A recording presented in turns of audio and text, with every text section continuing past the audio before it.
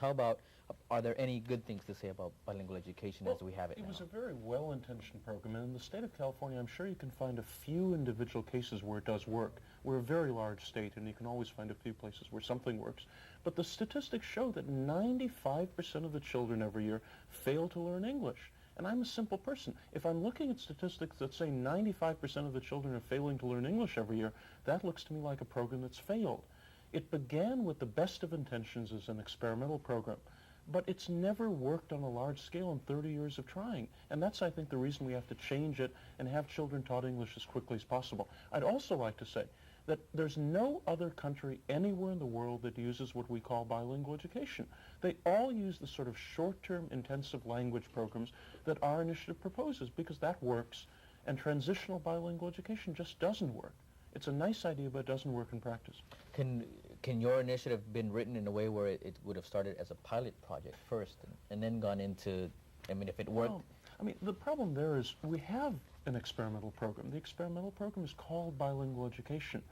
We've been experimenting with it for 30 years and it's never worked. And I think at the end of 30 years of experimentation, we should end the experiment if it's failed and go back to a simple idea, which is just that you teach children English as quickly as possible once they begin school, and then they'll learn English quickly and move into regular classes. And again, of all the immigrant groups in California, most of these groups don't get bilingual education, and they do much better than the groups that get bilingual education.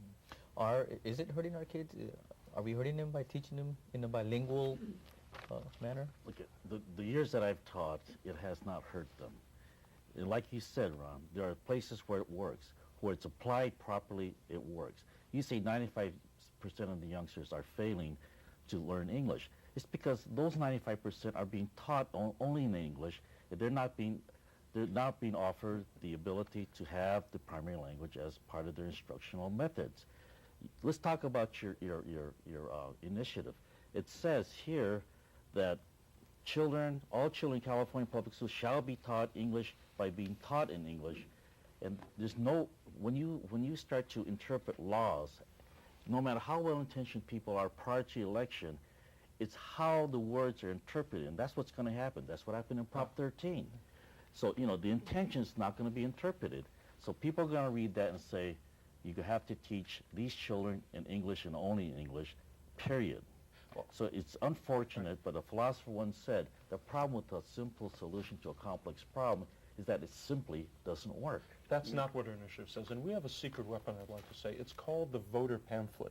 I urge everyone to read this pamphlet, read the text of the initiative, and read the arguments on both sides. And once you do, you'll see that our initiative is the right way to go. How about this comment here, Mr. An? This was presented by Mike Honda in an article in the San Jose Mercury News. And is this true, Assemblyman Honda? You called it the most devious un-American proposition anyone ever visited on our children. That's correct. I like to say something. I have something very much the same. Sure. The only thing is that what I say is bilingual education is a cruel hoax and a sham perpetrated on the most vulnerable, defenseless children in our society. Is because la raza de nosotros, our people, do not vote. If we voted, believe me, that we would be better provided services in the area of education. It's not bilingual education. For many years it hasn't been bilingual education. It's been Spanish all the way through, and the parents are saying, we can teach Spanish to our kids at home. We want English.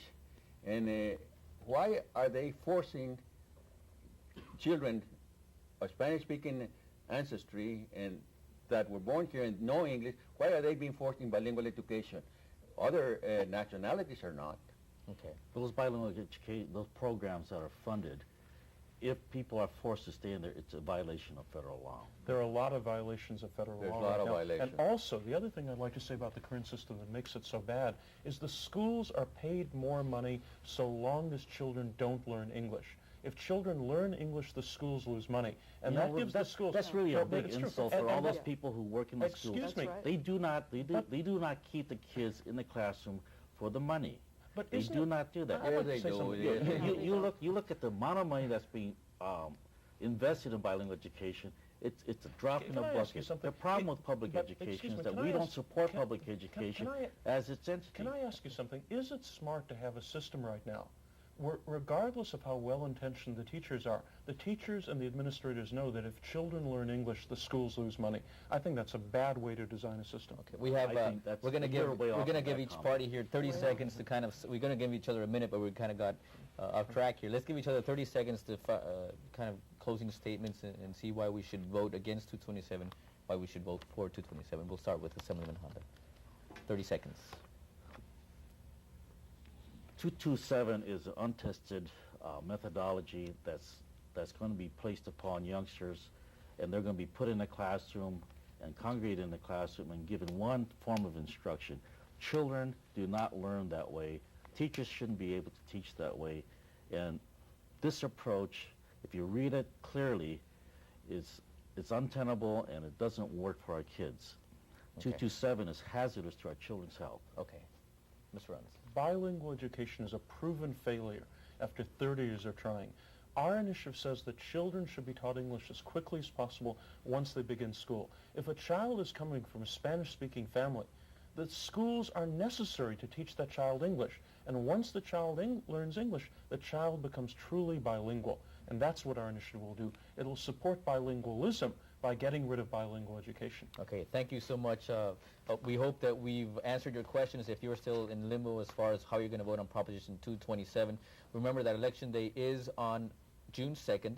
You can call your local polling place or the registrar of voters to find out where you are going to vote. But do read, as Mr. Unz announced, read the voter pamphlet, your voter guide, to find out more information. There's also a forum on bilingual education that we need to give you. It's happening on Saturday, May 16th from 9 to 12 at San Jose City College. It is an open forum, pros and cons of bilingual education.